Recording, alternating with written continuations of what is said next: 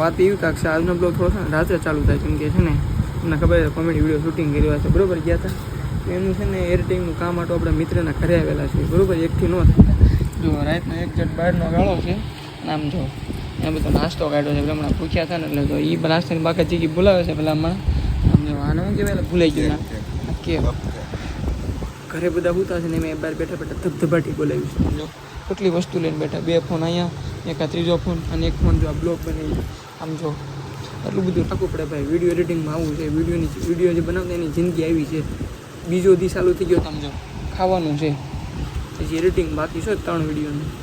તો ભાઈ ફાઇનલી આપણું એડિટિંગ કમ્પ્લીટ થઈ ગયું છે. કેટલા વાગ્યા તમને બતાડી દો, માઇન એડિટિંગ થયું છે ને એક વિડીયો તો આપણે બાકી જ રહી ગયો છે. જો 1:37 થઈ ગઈ છે ને એડિટિંગ અત્યારે કમ્પ્લીટ થયું છે ને. આમ જો કેટલા ફોન જો તમે જો એડિટિંગમાં, પાવર બેંક, ડટ્ટા આટલી બધી વસ્તુ જરૂરિયાત છે ભાઈ એડિટિંગમાં. તો ભાઈ બ્લોગ તો આપણે નાથી ચાલુ કરી દીધું એના ઘરે રાત્રે 12 વાગ્યાથી. તો વાત એવી છે અત્યારે 9 થઈને ત્યારથી ચક્કાચક મસ્ત મજા આપણે કારખાના બાજુ નીકળી ગયા છીએ.